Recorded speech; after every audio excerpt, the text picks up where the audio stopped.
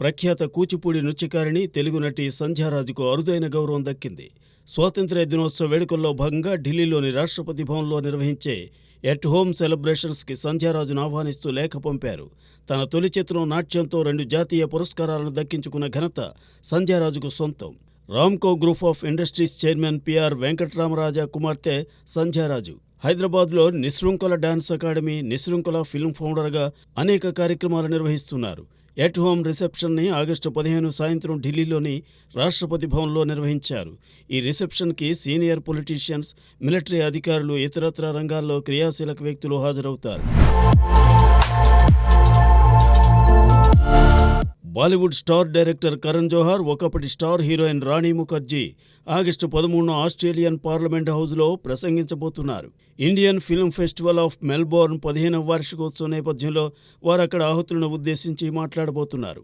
Australian parliament హౌజ్లో భారతీయ cinema రంగానికి ప్రాతినిధ్యం వహిస్తూ మన సినిమాల గురించి మాట్లాడబోవడం ఆనందంగా ఉందని రాణి ముఖర్జీ చెబుతోంది. అలానే భారత, ఆస్ట్రేలియా మధ్య పెరుగుతున్న సాంస్కృతిక సంబంధాల గురించి ప్రస్తావిస్తానని ఆమె తెలిపింది. దర్శక నిర్మాత ఆదిత్య చోప్రాను వివాహం చేసుకున్నప్పటి నుండి రాణి ముఖర్జీ లేడీ ఓరియంటెడ్ మూవీస్కే ప్రాధాన్యమిస్తోంది. దిలీప్ ప్రకాష్, రెజినా కసాండ్రా లీడ్ రోల్స్లో నటిస్తున్న ఇంపాక్టబుల్ తెలుగు డ్రామా ఉత్సవం.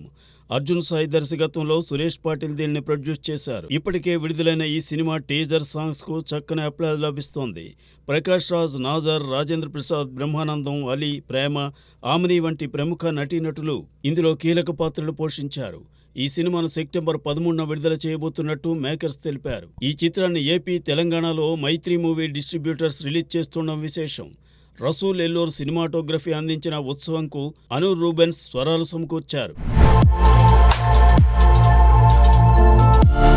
నటనతో పాటు రాజకీయాల్లోనూ కంగనా రనౌత్ ఇప్పుడు యాక్టివ్గా ఉంటోంది. తాజాగా జరిగిన పార్లమెంట్ ఎన్నికల్లో హిమాచల్ ప్రదేశ్ మండి నుండి ఎంపికైన కంగనా స్వీయ దర్శకత్వంలో ఎమర్జెన్సీ మూవీని నిర్మించింది. అందులో మాజీ భారత ప్రధాని ఇందిరాగాంధీగా ఆమె నటించడం విశేషం.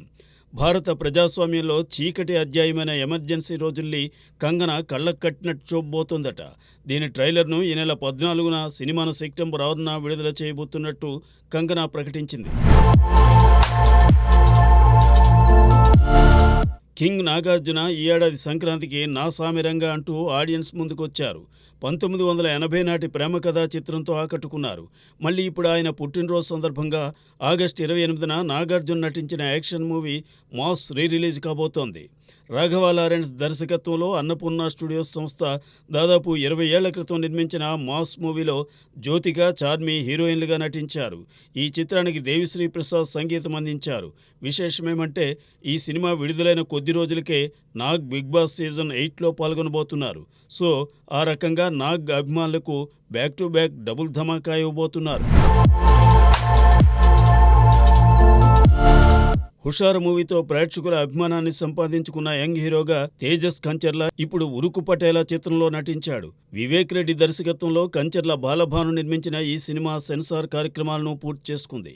గ్రామీణ నేపథ్యంలో రూపుదిద్దుకున్న ఈ సినిమా నుండి పట్నం పిల్ల లిరికల్ వీడియో తాజాగా విడుదలైంది. హీరోయిన్ పట్నం నుండి సెలవులకు పల్లెటూరు వచ్చినప్పుడు హీరో ఆమెపై మనసు పారేసుకునే సందర్భంలో వచ్చే గీతమిది.